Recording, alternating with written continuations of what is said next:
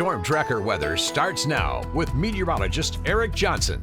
Welcome back. Well, we have a very nice night ahead for our trick-or-treaters. If they're headed out right now, just make sure they do have a coat with them because our temperatures will be slipping back into the 30s through the rest of the evening. But the good news is it's going to be mostly dry. The wind will be fairly light.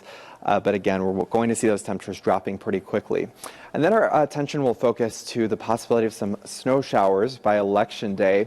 These look to be on the lighter side, but we could see some minor accumulation in some areas. So we could have some minor travel impacts. So we'll keep a close eye on that and keep you updated. But looking at our forecast through the rest of tonight, wind should not be a big factor. The wind is going to turn a little bit breezy going into the weekend. So you can see into Saturday morning, we're starting to see those 20 to 30 mile per hour wind gusts across the area. So it will be a little bit breezier. But looking at our Halloween across the entire country, it's been pretty exceptional on the East Coast where they've seen the warmest Halloween on record in some areas. Got up to 84 degrees in Charleston, West Virginia, 81 in New York City. But you can see this band of showers and storms heading to the east. That's going to bring a major shift in the weather. We're looking at 30s and 40s coming in behind that. So a lot of the country getting in on some cooler weather. Here in central Montana, again, we are going to be tracking a few bursts of some snow for areas just to the south of Helena, and that could put down a quick dusting to a couple of inches. So if you're traveling from Butte over to Bozeman, that's where you could run into some issues, especially over those mountain passes. But a lot of that is just going to stick to the grassy surfaces with our warm surface temperatures. But then we are going to see another system moving in Friday night into Saturday. This is going to have bigger impacts west of the divide, so we could see a few inches of snow in northwest Montana and especially for the mountains. And then we'll just continue to stay unsettled with passing rain and snow showers throughout the weekend.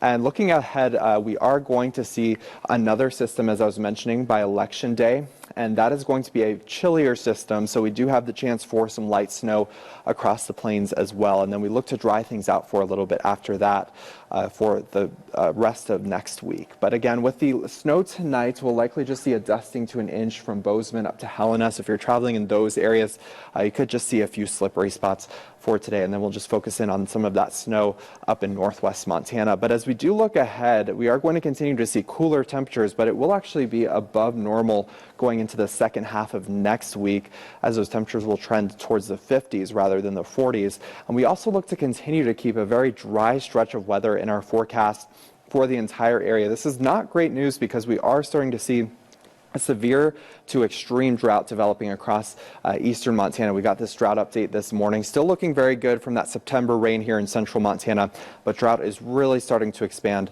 across eastern parts of the state. But I do want to give you a last check of that trick-or-treating forecast for today, for tonight rather. We're looking at those temperatures dropping from the mid-40s down closer to the 30s. We'll keep a lot of clouds in play throughout the night, but the good news is we are going to stay mostly dry. And then throughout the remainder of the night, we may see a few snow showers for areas to the south. Most of us dropping into the low to mid 20s tonight. Glasgow, you'll get down to about 30.